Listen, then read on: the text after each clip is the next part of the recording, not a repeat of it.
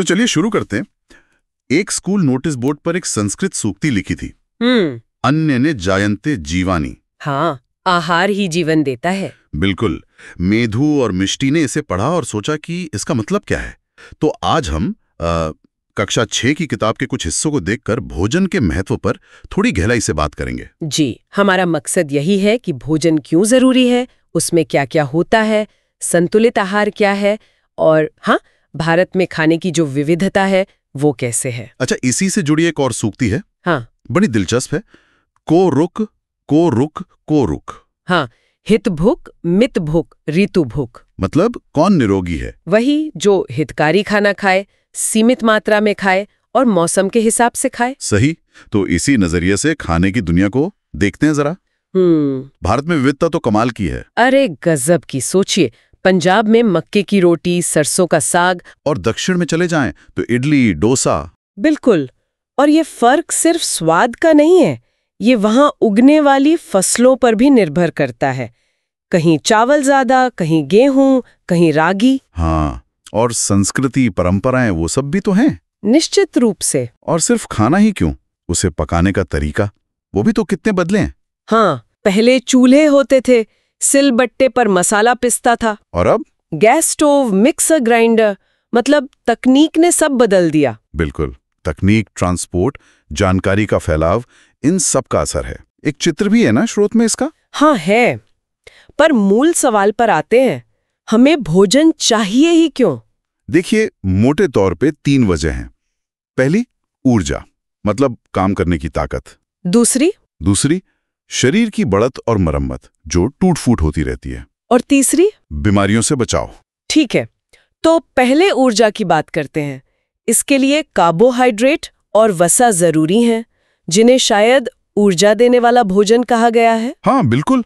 अनाज, आलू, शकरकंद, फल और घी, तेल, मेवे वगैरह। अच्छा, सुना है ग्लूकोज से तो फौरन एनर्जी मिलती है। जी हाँ, शायद इसीलिए सर्दियों में वो घी और मेवे वाले लड्डू खाने का रिवाज था, ज्यादा ऊर्जा और गर्मी के लिए। दिलचस्प पारंपरिक ज्ञान। अच्छा, ऊर्जा हो गई। अब शरीर बनाने वाला भोजन, वो प्रोटीन है। हाँ, प्रोटीन। इसे शरीर वर्धक भोजन भी कहते हैं।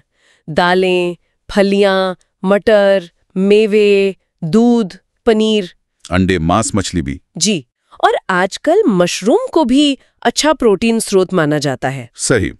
अब आते हैं उन छोटे मगर जरूरी तत्वों पर, विटामिन और मिनरल्स। बिल्कुल, ये है सुरक्षात्मक पोषक तत्व। कम मात्रा में चाहिए, पर है बहुत जरूरी, रोगों से बचाते हैं। जैसे विटामिन सी, सुना है उसकी कमी से स्कर्वी होता है, मसूड़ों से खून आना। हाँ बिल्कुल। पुराने जमाने में जो नाविक लंबी यात्रा पर जाते थे, उनमें ये दिक्कत आम थी, खट्टे फल नहीं मिलते थे ना। ओह, तो नींबू, संतरा, आंवला इसीलिए जरूरी है। हाँ जी। और जैसे आयोडीन है, उसकी कमी से घेंघा रोग हो जाता है, गले में सूजन। ये पहाड़ी इलाकों में ज्यादा होता था, है ना? जी, इसीलिए तो आयोडीन वाला नमक इतना जरूरी हो गया। ये दिखाता है कि कैसे विज्ञान ने स्वास्थ्य समस्या का हल निकाला। और भी तो है, विटामिन ए आंखों के लिए, विटामिन डी हड्डियों के लिए। हाँ, विटामिन डी तो धूप से भी मिलता है, और कैल्शियम भी हड्डियों और दांतों के लिए जरूरी है। आयरन खून की कमी, मतलब एनीमिया, से बचाता है। खाने में रेशेदार चीजें, वो रूक्षांश का क्या काम है?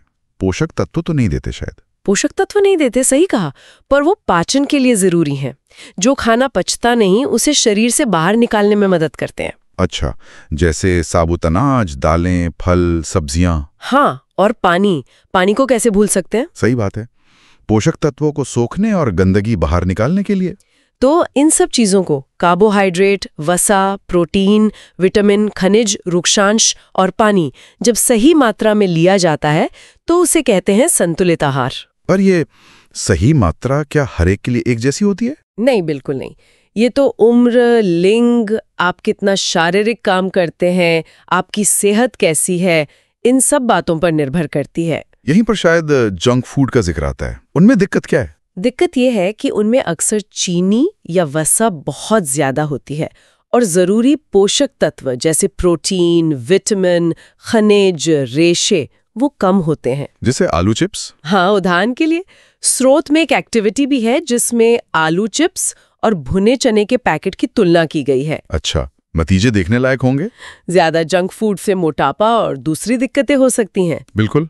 आजकल मिलेट्स की भी बहुत बात हो रही है, मोटा अनाज जैसे ज्वार, बाजरा, रागी। हाँ, उन्हें पोषक अनाज भी कहते हैं। उनमें विटामिन, खनिज, रेशे काफी होते हैं और उन्हें उगाना भी आसान होता है अलग अलग जलवायु में। ये संतुलित आहार का अच्छा हिस्सा हो सकते हैं। खाने से जुड़ी एक और बात थी स्रोत में, खाद मील या फूड माइल। ये क्या चीज है? खाद्य मील का मतलब है कि खाना खेत से हमारी थाली तक कितनी दूर से आया है। अच्छा, तो ये दूरी कम होनी चाहिए। हाँ, कोशिश यही होनी चाहिए। दूरी कम होगी तो ट्रांसपोर्ट का खर्चा, प्रदूषण कम होगा, स्थानीय किसानों को मदद मिलेगी और खाना भी ज्यादा ताजा मिलेगा शायद। ज्यादा संभावना है। ये तो सोचने वाली बात है। और इसी से जुड़ा है खाने की बर्बादी ना करना। बिल्कुल, थाली में उतना ही लें जितना खा सकें। ये सिर्फ अन्न का नहीं, बल्कि उसे उगाने वाले और हम तक पहुंचाने वाले की मेहनत का भी सम्मान है। सही कहा। तो सार यही है कि सही आहार सिर्फ शरीर चलाने के लिए नहीं, ये अच्छे स्वास्थ्य की नींव है।